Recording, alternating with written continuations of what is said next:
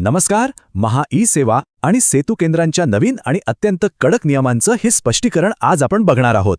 1 एप्रिलपासून अर्जांची मोठी गर्दी होणार आहे. त्यामुळे नियम मोडले तर अर्ज थेट रिजेक्ट होतील, तेही विना इशारा. आता अर्ज पटकन मंजूर व्हायचा असेल तर सर्वात बेसिक आणि महत्त्वाची गोष्ट म्हणजे योग्य फोटो. इथे लक्षात घेण्यासारखी गोष्ट म्हणजे अर्जदाराचा फोटो लाईव्ह असायला हवा आणि तोही केंद्राच्या अधिकृत बॅनरसमोरच. आणि हो, गॉगल घातलेला फोटो किंवा फोटोचाच फोटो काढून अपलोड करणं आता अजिबात चालणार नाही. आता उत्पन्नाच्या दाखल्याबद्दल बोलूया.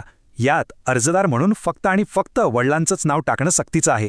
पण जर वडील हयात नसतील ना, तर त्यांचा अधिकृत मृत्यू दाखला जोडल्याशिवाय पुढे जाताच येणार नाही. आणखी एक मोठा बदल म्हणजे झेरॉक्स प्रती चालणार नाहीत. ओरिजिनल डॉक्युमेंट्सच क्लिअर स्कॅन करून अपलोड करावी लागतील. हे इतकं महत्त्वाचं का आहे? कारण आधार आणि रेशन कार्डसारखी कागदपत्र आता पोर्टलवर थेट ऑटो व्हेरिफाय होतात.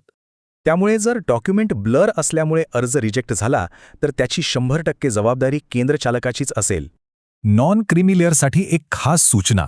नेहमीच्या ऑप्शनऐवजी नॉन क्रिमिलेअर प्रमाणपत्रासाठी उत्पन्नाचा दाखला हाच पर्याय निवडायला हवा. शाळा सोडल्याचा दाखला हवा असेल तर फॉर्ममध्ये जनरल रजिस्टर म्हणजेच GR नंबर अचूक भरणं मस्ट आहे.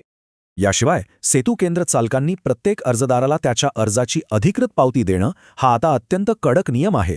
आता गंमत बघा, महा-IT विभाग थेट अर्जदारांच्या मोबाईलवर कॉल करून या सगळ्याची कसून पडताळणी करणार आहे.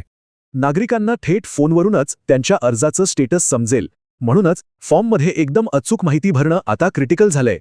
फक्त पावती द्यायचीये म्हणून कशीबशी अपूर्ण कागदपत्र अपलोड करण्याची चूक आता अजिबात करता कामा नये. कारण या नियमांकडे दुर्लक्ष केलं तर केंद्राचा निगेटिव्ह रिपोर्ट थेट वरिष्ठ कार्यालयांना पाठवला जाणार आहे.